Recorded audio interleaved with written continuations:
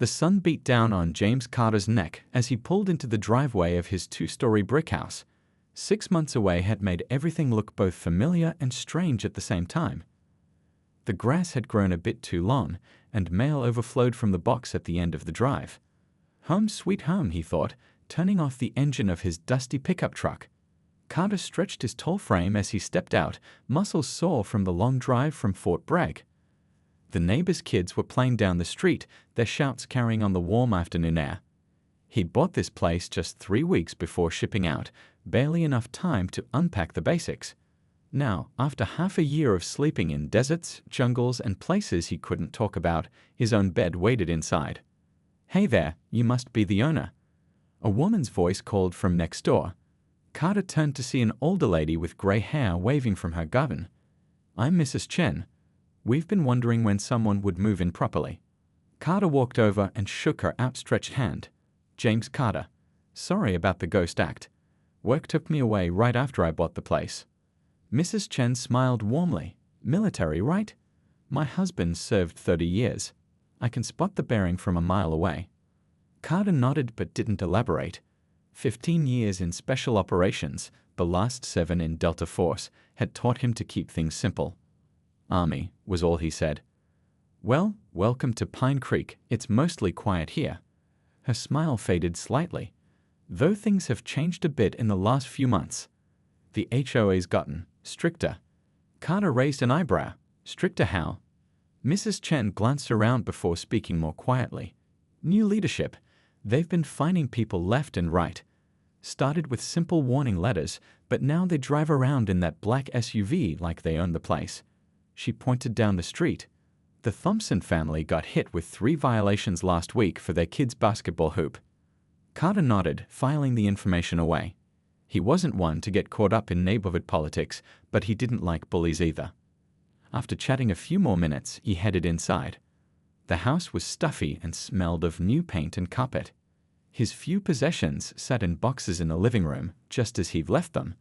A layer of dust covered everything.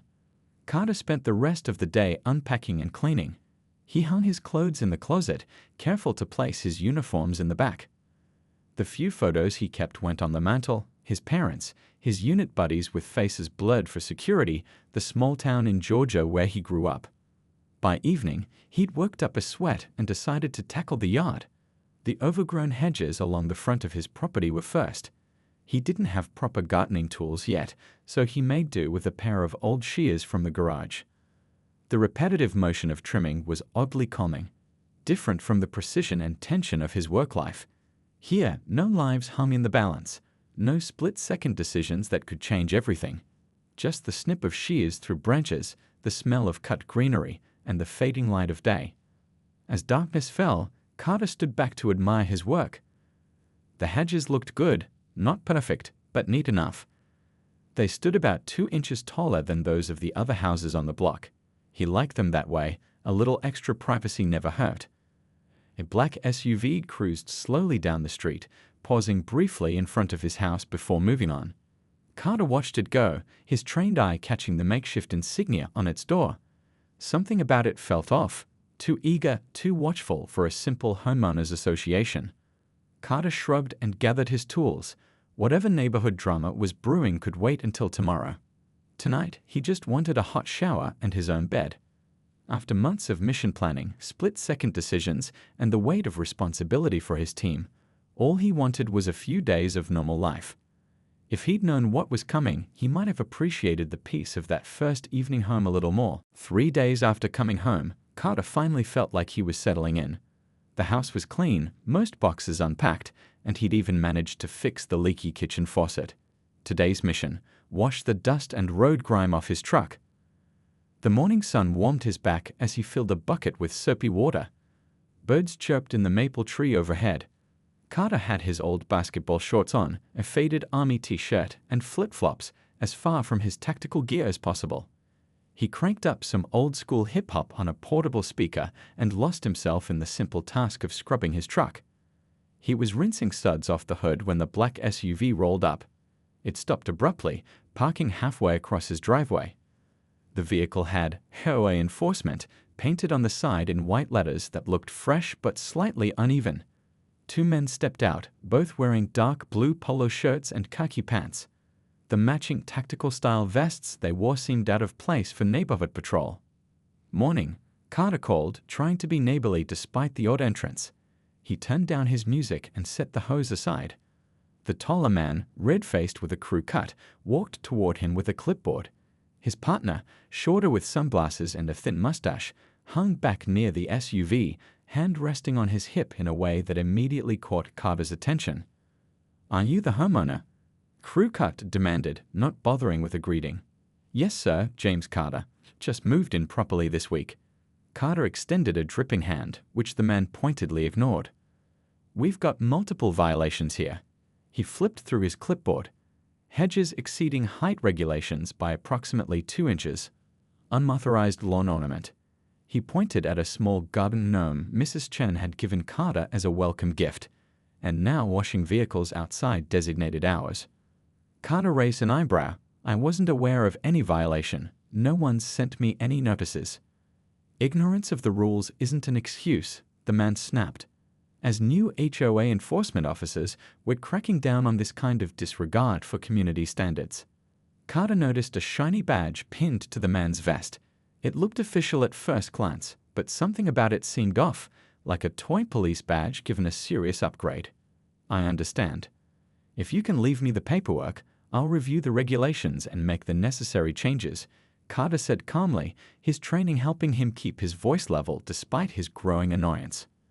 "That's not how this works anymore," Sunglasses spoke up, stepping forward. "We require immediate compliance and payment of fines."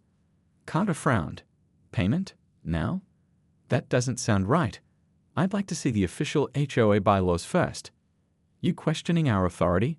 Crudcut stepped closer, invading Carter's personal space. His breath smelled of coffee and cigarettes. Several neighbors had come out to their porches, watching the confrontation unfold. Mrs. Chen stood at her mailbox, concern etched on her face. Carter noticed the Thompson family across the street hurriedly ushering their kids inside. "I'm just asking to see the official rules before paying anything," Carter explained, still keeping his voice steady. "That seems reasonable." "We don't have time for this," Sunglasses said. He moved his hand to his hip again, and this time Carter clearly saw what was there, a holstered handgun partially concealed by the tactical vest. "Sir, why are you carrying a firearm to enforce HOA regulations?" Carter asked, his posture shifting subtly. Years of training had taught him to recognize threats before they fully materialized. "For protection," Crewcut said dismissively. "This neighborhood has some uncooperative elements." Carter's eyes narrowed slightly.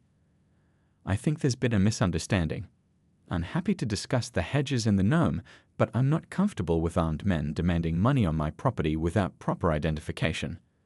"We don't need your comfort," Sunglasses said, his hand now resting directly on the gun. "We need your compliance." Something shifted in the air between them. Carter felt it, the same electric tension he'd experienced countless times before operations. These men weren't just overzealous HOA representatives. Their body language, the unnecessary show of force, the isolation tactics, it all pointed to something else. "I'm going to need to see some actual identification," Carter said, his voice dropping lower. "And I'd appreciate if you keep your hand away from that weapon while we're having a civil conversation." Crewcut's face flushed darker. "You don't tell us what to do." In fact, he nodded to his partner. Sunglasses pulled the gun halfway out of its holster. "Maybe you need to learn how things work around here now." In that moment, Carter's mind shifted. The pleasant neighborhood backdrop faded, and all he saw were threat indicators, distances, and angles. His bare feet adjusted on the concrete, finding optimal balance. What happened next would change everything for Pine Creek Estates. The world slowed down for Carter. 15 years of specialized training doesn't just disappear when you put on civilian clothes. His mind catalogued everything in an instant, Sunglasses pulling his weapon, Crewcut stepping back, the distance to both men, neighbors watching from porches, a child peeking through curtains across the street. Carter moved before either man realized what was happening. The soapy bucket was the first thing at hand. He flung it sideways, sending sudsy water splashing across Sunglasses' face and chest. In the split second of confusion, Carter closed the gap. His left hand clamped down on Sunglass's wrist, preventing the gun from clearing the holster completely.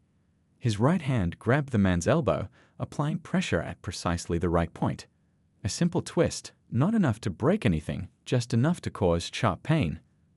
And the gun fell from Sunglass's hand onto the wet driveway. Crew Cut lunged forward, reaching for his own weapon. Carter pivoted, using Sunglasses as a counterweight, and swept Crew Cut's legs with a precise kick. The man crashed down hard, clipboard skittering across the concrete. "Don't," Carter said quietly as Crew Cut reached again for his hip. There was something in Carter's voice, a calm certainty, that made the man freeze.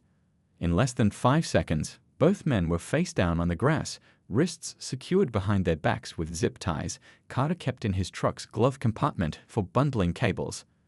The entire confrontation had happened so quickly that neighbors were still processing what they'd seen. "Someone call the real police," Carter called out, his voice steady. Mrs. Chen was already on her phone, nodding at him. Carter carefully removed both men's weapons, unloading them and placing them on the hood of his truck. Only then did he examine the badges pinned to their vests. As he suspected, they were fake, decent replicas, but nothing official. The guns, however, were very real. "You've made a big mistake," Crew Cut sputtered, face pressed against the lawn. "Do you know who we work for?" "Nobody official," Carter replied, examining their IDs from their wallets. The cards identified them as Thomas Wilson and Robert Hayes. "These badges are fake, and I'm pretty sure the HOA didn't authorize you to carry weapons or collect on-the-spot payments." "We're authorized security personnel," Hayes insisted, struggling against the zip ties. "Security doesn't pull guns on people washing their cars," Carter said.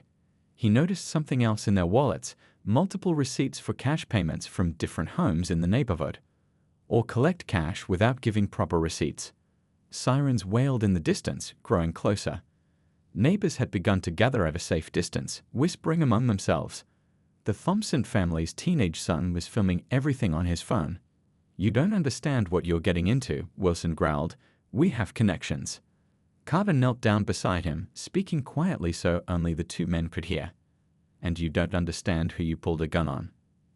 "I've dealt with warlords and terrorists who were scarier than you two playing dress-up." The police arrived, 2 patrol cars with lights flashing. Officer Reynolds, a veteran cop Carter had met briefly when getting his mailbox key, stepped out first. "What's going on here, Mr. Carter?" he asked, taking in the scene with professional curiosity. These men claimed to be HOA enforcement. They demanded immediate cash payment for supposed violations and pulled a gun when I asked questions, Carter explained, standing up and stepping back. Reynolds' eyes widened slightly. "They'd pulled a gun over an HOA violation." "Yes, sir. The weapons are unloaded on my truck hood. They also have fake badges and what looks like collection receipts from other homes." As the officers secured Wilson and Hayes, taking custody and reading them their rights, neighbors began approaching Carter. Mrs. Chen was the first to reach him. "That was something else," she said, eyes wide. "Where did you learn to move like that?" Carter shrugged. "Army training, nothing special." The lie came easily. He'd been using it for years. "Well, thank goodness you were here," she continued. "They've been terrorizing people for weeks. The Rodriguez family 2 streets overpaid them $500 last month for having their Christmas lights up too long." Others joined in with their stories. The Patels had been threatened over their garden. The Johnsons had paid a fine for their son's birthday decorations. Again and again, Carter noticed a pattern. The targets were often families of color or elderly residents living alone. As Officer Reynolds returned after putting the men in the patrol car, he gave Carter a curious look. "Just basic self-defense," Carter said before Reynolds could ask. "Lucky timing." Reynolds nodded slowly. "Lucky indeed. We'll need your statement down at the station." As the crowd dispersed and the police finished their work, Carter looked at his half-washed truck and the soap suds drying on his driveway. His quiet return home had just gotten a lot more complicated. "So much for staying under the radar," he muttered to himself, knowing that by nightfall, everyone in Pine Creek Estates would be talking about the new guy who took down the fake HOA cops. By evening, Carter's driveway had become an unofficial meeting spot. Neighbors kept stopping by, some bringing food as an excuse to talk. Mrs. Chen arrived with homemade dumplings. The Rodriguez family brought still warm empanadas. The Thompsons showed up with a chocolate cake with "Our Hero" written in blue icing. Carter felt uncomfortable with the attention. "I'm not a hero," he told everyone who used the word. "I just didn't like guns being pointed at me."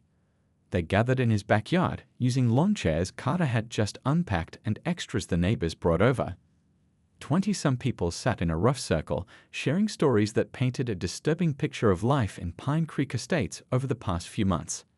"It started small," explained Mr. Lai, a retired engineer who lived at the end of the block. "Letters about minor violations, nothing too unusual for an HOA. Then they started showing up in person," added Mrs. Washington, an elderly woman who'd lived in the neighborhood for 30 years. "At first they were polite but firm, talking about community standards and property values." "When did they start carrying guns?" Carter asked, passing around a plate of Mrs. Chen's dumplings. "About a month ago," said Mr. Rodriguez, his young daughter sleeping against his shoulder. "That's when they started demanding cash payments too," said there was a new expedited resolution process. "They always seem to find more violations at certain houses," Mrs. Patel said quietly. Her husband nodded beside her. "Our Indian decorations for Diwali were called excessive cultural displays. They said my grandson's music was ethnically disruptive," Mrs. Washington added. "He was playing jazz on his saxophone for homework." Carter listened, anger building inside him.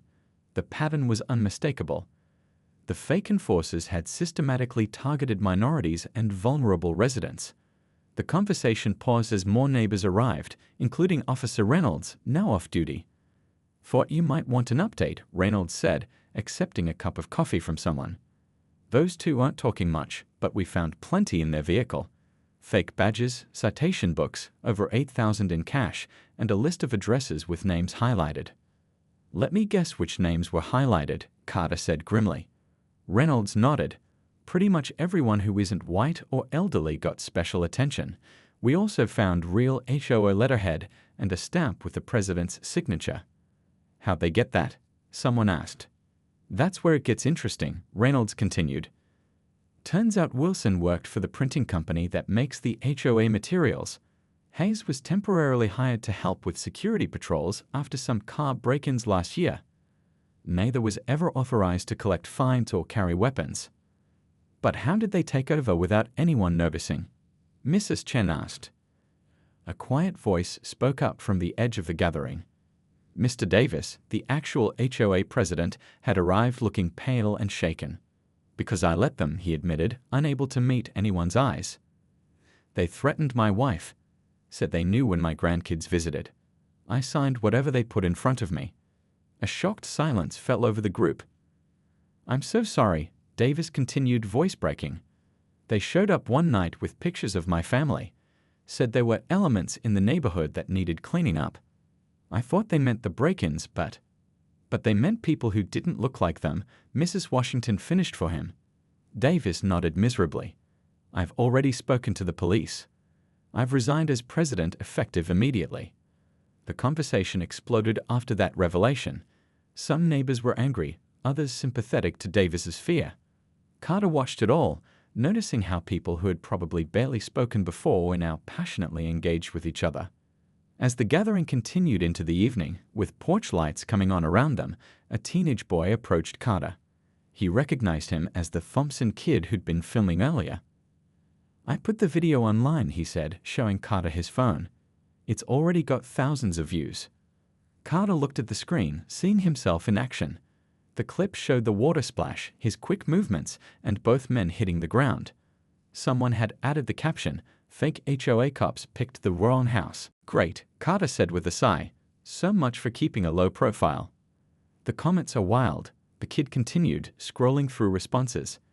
"That guy moves like special forces, and bet he's military and stuff. You're internet famous now." Carter handed the phone back. Fame was the last thing he wanted. His unit commander would have a fit if this went viral. "Maybe take it down," Carter suggested. "Those men might have friends. Keeping faces off the internet might be safer for everyone." The kid looked disappointed but nodded. I guess that makes sense. As people began heading home, promising to meet again tomorrow, Carter found himself alone with Officer Reynolds. Army training, huh? Reynolds said, giving Carter a knowing look. Must have been some specialized program. Carter shrugged. Just basic combat training. Got lucky. My brother was Delta, Reynolds said casually. Moved exactly like you did today. Carter kept his face neutral. Is that right? Your secret's safe, Reynolds assured him. But you might want to know, the background check on those two idiots shows connections to a private security firm with some unsavory clients. This might not be over. Carter nodded, watching the last neighbors walk home through the gathering darkness. It never is. What had started as a simple confrontation over hedges had revealed something ugly festering in Pine Creek Estates. And now, whether he liked it or not, Carter was right in the middle of it. Carter sat in an uncomfortable metal chair at the police station the next morning. He'd been there for 2 hours already, going over his statement twice. Detective Powell, a sharp-eyed woman with graying hair pulled back in a tight bun, clearly had more questions than she was asking. One more time, she said, tapping her pen against her notepad. You just happened to disarm 2 armed men using, and I quote, basic self-defense techniques. Carter met her gaze steadily. Yes, ma'am. I got lucky. They weren't expecting resistance. Powell leaned back in her chair. Mr. Carter, I've been a cop for 23 years. What you did takes more than luck. But she held up her hand when Carter started to speak. I also know when someone has reasons to keep things private. Your military record is interesting reading. Carter's face revealed nothing, but his mind raced. How much did she know? Most of it's blacked out, Powell continued. Officer Reynolds mentioned his brother was Delta Force, says you moved the same way. I wouldn't know about that, Carter replied. Powell studied him for a long moment. Here's my situation. I've got 2 men in custody with fake badges, real guns, and $8,720 in cash from what appears to be a targeted extortion scheme. Their phones show connections to Clearwater Security Services, a private firm that's been on our radar for questionable activities. And now their lawyer is already making noise about excessive force during their arrest. They pulled a gun on me, Carter reminded her. I know, and the video evidence supports that completely. What interests me is who they're connected to and why they targeted specific homes. She pushed a folder across the table. Take a look. Carter opened it to find a map of Pine Creek Estates. Certain homes were marked with colored dots, green, yellow, and red. The red dots were hit with the heaviest fines, Powell explained. Notice anything about them? Carter nodded. Every red dot was a home belonging to a family of color. The yellow dots appeared to be mainly elderly residents. The green dots were mostly white families with higher incomes, based on the houses Carter had seen. They were deliberately targeting minorities and vulnerable residents, Carter said. Exactly. And now we're trying to determine if this was just 2 bigots with badges or part of something bigger. Powell closed the folder. Clearwater Security Services has contracts with 3 other HOAs in the county. We're looking into those now. Carter leaned forward. You think this is happening elsewhere? We don't know yet. But what's clear is that Wilson and Hayes didn't have the resources to pull this off alone. Someone provided training, equipment, and backing. Powell fixed him with a serious look. Which means someone might not be happy about your interference. As if on cue, Powell's phone buzzed. She checked it, frowning. The Thompson kids video is back online. Someone else posted it. It's all over social media now. Carter closed his eyes briefly. This complicated things. I need to make a call, he said. 20 minutes later, Carter left the station after making a very uncomfortable call to his commanding officer. His cover wasn't blown yet, but the viral video was a problem. His unit depended on anonymity, and now his face was all over the internet.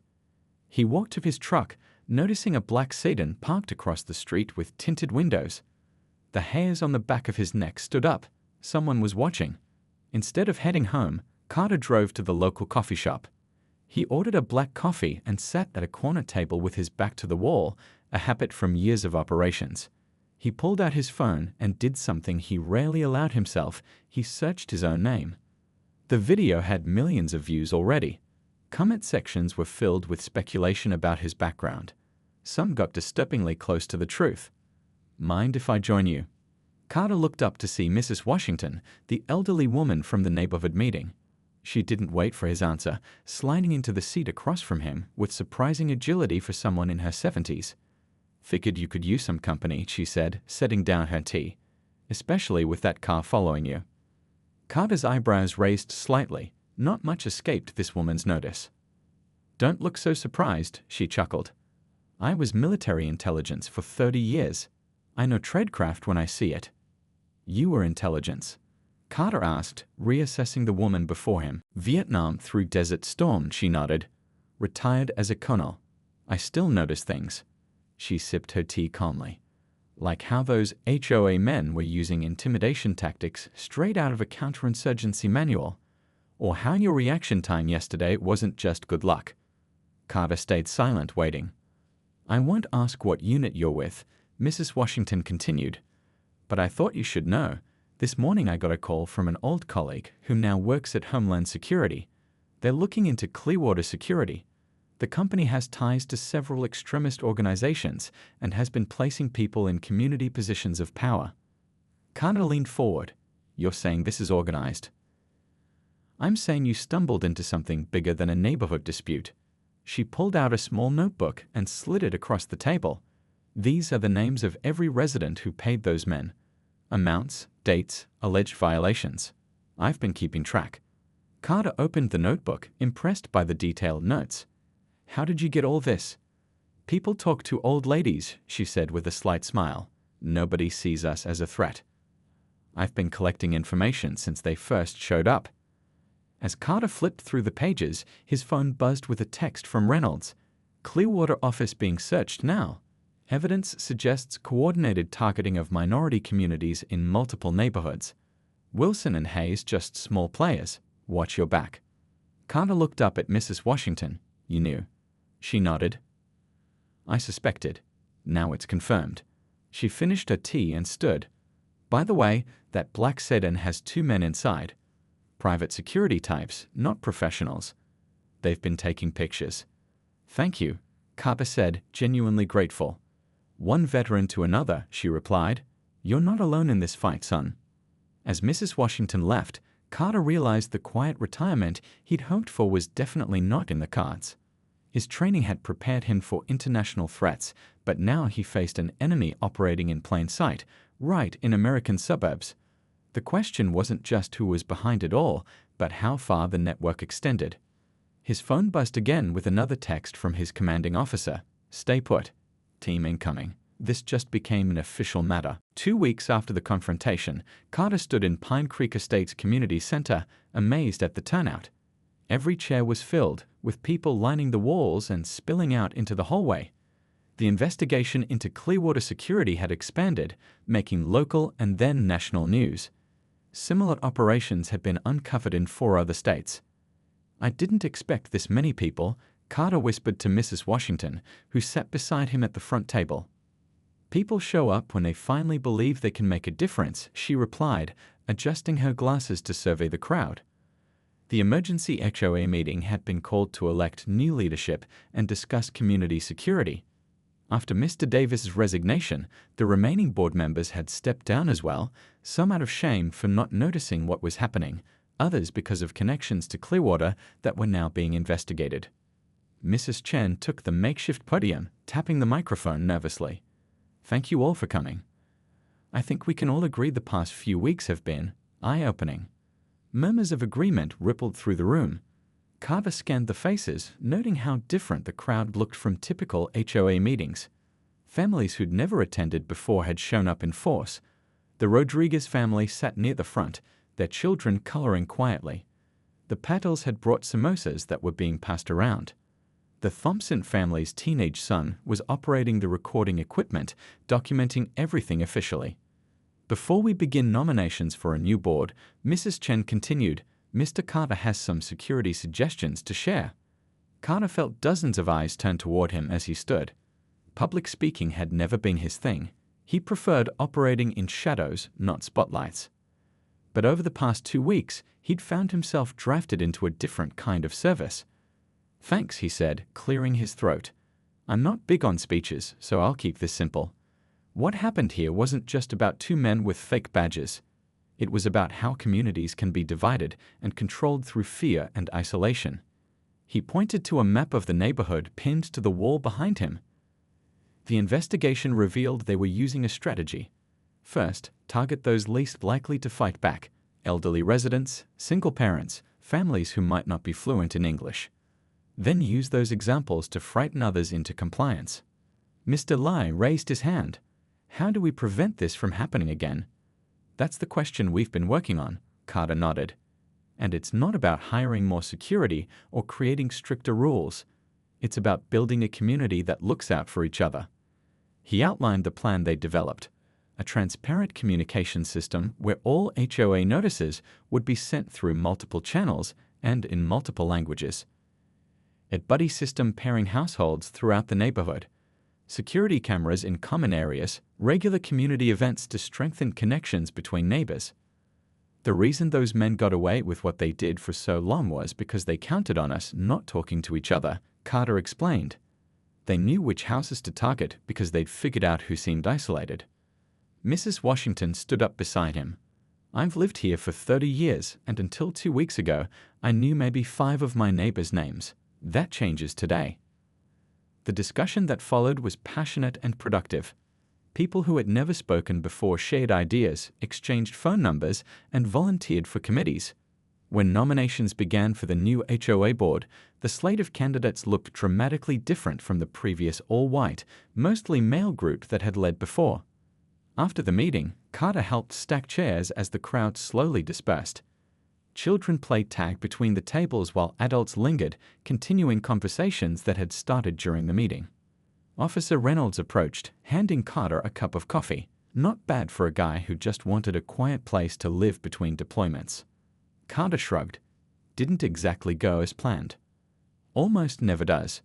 Reynolds looked around at the mingling neighbors.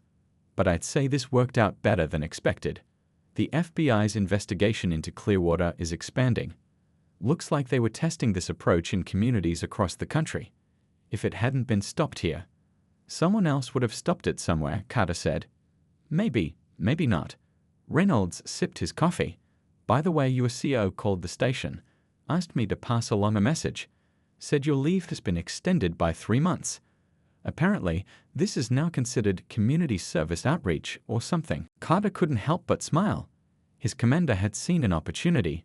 Having an operator establish genuine community connections could be valuable in ways beyond this single incident. Later that evening, Carter sat on his front porch watching the sunset. His hedges were still 2 inches taller than regulation, but no one seemed to mind anymore. Across the street, the Thompson family was hosting a barbecue. The smell of grilling food filled the air. Down the block, the Rodriguez children rode bikes with the Lai grandkids. Mrs. Chen stopped by his fence, returning from her evening walk. "The first neighborhood watch meeting is tomorrow night. You'll be there." "Wouldn't miss it," Carter replied. "Good. Oh, and Mrs. Washington says to tell you she's arranged shooting lessons at the range for interested residents. Said you might want to help instruct." Carter laughed. That woman didn't miss a beat. As twilight settled over Pine Creek Estates, Carter reflected on how quickly life could change. He had come here seeking anonymity and found instead a different kind of purpose. The skills he developed for battlefields far away were now being adapted to strengthen this small corner of America. Sometimes, he realized, the most important fights weren't the ones you were trained for, but the ones that found you when you least expected them. 3 months after the confrontation, Carter stood in his front yard watering his garden. The morning sun cast long shadows across the neighborhood as kids waited for school buses and adults left for work, many stopping to wave or call out greetings as they passed. The transformation of Pine Creek Estates from a collection of isolated houses to an actual community still amazed him. His phone buzzed in his pocket. The caller ID showed it was Detective Powell. "Morning, Detective," Carter answered, turning down the water pressure. "It's over," Powell said without preamble. "Wilson and Hayes both took plea deals. They'll be serving 5 to 7 years for armed extortion, fraud, and civil rights violations." Carter let out a breath he hadn't realized he was holding. "And Clearwater Security." The CEO and 3 executives were indicted yesterday, federal charges. Pride colored her voice. What started with your hedges unraveled their entire operation. Similar schemes in 14 communities across 6 states. Good work, Carter said simply. Not my work, Powell replied. This was a community effort. Your neighborhood cracked it open. After they hung up, Carter noticed Mrs. Washington walking toward him with a newspaper tucked under her arm. Despite the early hour, she was dressed sharply as always, her silver hair gleaming in the sunlight.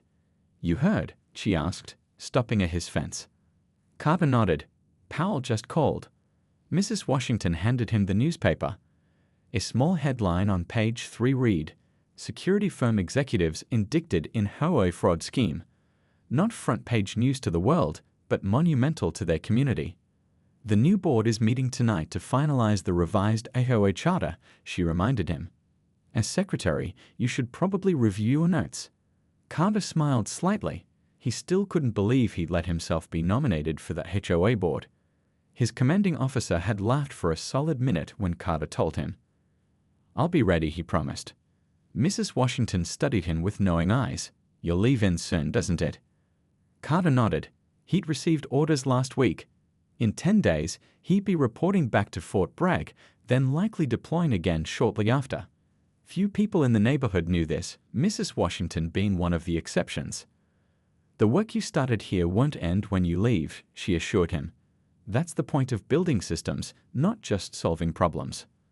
Before Carter could respond, a moving truck rumbled down the street, stopping at the empty house 3 doors down. New neighbors. That full SAL sign had come down just yesterday. Perfect timing, Mrs. Washington said with a smile. The welcome committee is scheduled for their first official duty this afternoon. Mrs. Rodriguez made her special empanadas. Carter watched as a young couple emerged from a car that had followed the truck. They looked around nervously, clearly uncertain about their new surroundings. He remembered that feeling all too well. I'll bring the lemonade, he offered. Later that day, after helping the new family move in some heavy furniture and introducing them to several neighbors, Carter returned home to pack. Not everything. He'd be coming back after this next deployment, but he needed to prepare. As he carefully folded uniforms into his military duffel, a knock came at his door. He opened it to find a group of about 20 neighbors standing on his lawn, Mrs. Chen at the front holding a covered dish. We know you're leaving soon, she said simply. We wanted to thank you properly. They filed into his home, filling it with chatter and laughter. They brought food, drinks, and something else. A large wooden plaque with a map of Pine Creek estates burned into it, every street and house carefully detailed.